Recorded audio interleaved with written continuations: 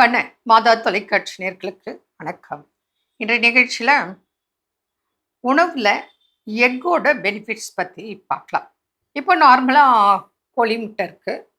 அதில் நம்ம பார்த்தோன்னு சொன்னால் என்ன நன்மைகள் அப்படின்னு பார்க்கும்போது ஜென்ரலாக என்ன சொல்லுவாங்க, மஞ்சக்கரு சாப்பிட வேண்டாம், அது ரொம்ப கொலஸ்ட்ரால், வேண்டாம் மஞ்சக்கரு எடுத்துருங்க அப்படின்னு பொதுவாக சொல்லுவாங்க.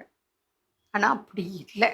ஒரு நாளைக்கு உங்களுக்கு ஹார்ட் ப்ராப்ளமே இருந்தால் கூட ஒரு நாளைக்கு ஒரு மஞ்சள் கரு எடுக்கலாம், தப்பு இல்லை, எடுக்கலாம்.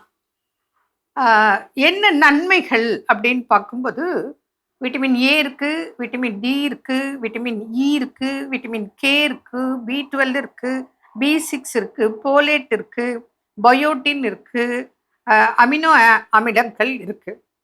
இவ்வளவும் இதில் இருக்கிறதுனால இது கொழுப்புலேயே நல்ல கொழுப்பு.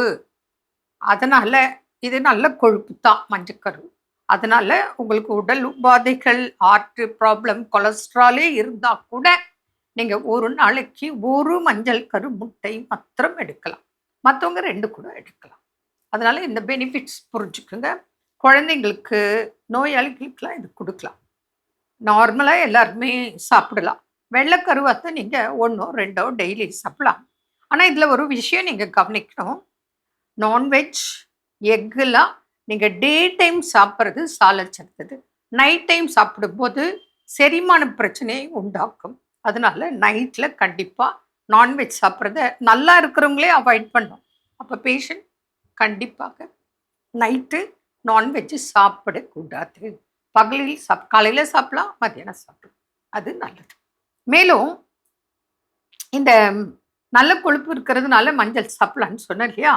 ஒன்லி இந்த கிட்னி பேஷண்ட் மாத்திரம், க்ரானிக் கிட்னி டிசீஸ் இருக்கு இல்லையா, சிறுநீரக பிரச்சனை உள்ளவங்க, அப்புறம் டயாலிசிஸ் பண்ணுற பேஷண்ட்டு, இவங்க மாத்திரம் அந்த எல்லோ எடுக்க வேண்டாம். மற்றவங்க எல்லாம் மஞ்சக்கரு சாப்பிடலாம். சரி, இப்போது காடை முட்டைக்கு வருவோம். காடை முட்டை கோழி முட்டையை விட சிறந்ததாக, சத்து நிறைந்ததாக இருக்குது. அதுலேயும் பார்த்தீங்கன்னா உங்களுக்கு நல்ல சத்துக்கள் நிறைந்த ஒரு உணவாக இருக்குது. மேலும் குழந்தைகளுக்கு நல்லது, மூளை வளர்ச்சிக்கு நல்லது, நல்ல கொழுப்பு உள்ளது, இது போல் விஷயங்கள் இருக்குது. அதனால் காடை முட்டையும் நீங்கள் பயன்படுத்தலாம். அதாவது கோழி முட்டை ஒரு நாள் அப்படின்னா காடை முட்டை 2 நாள் கூட நீங்கள் பயன்படுத்தலாம். மீண்டும் நாளை சந்திப்போம். நன்றி. அன்னை மரியே வாழ்க.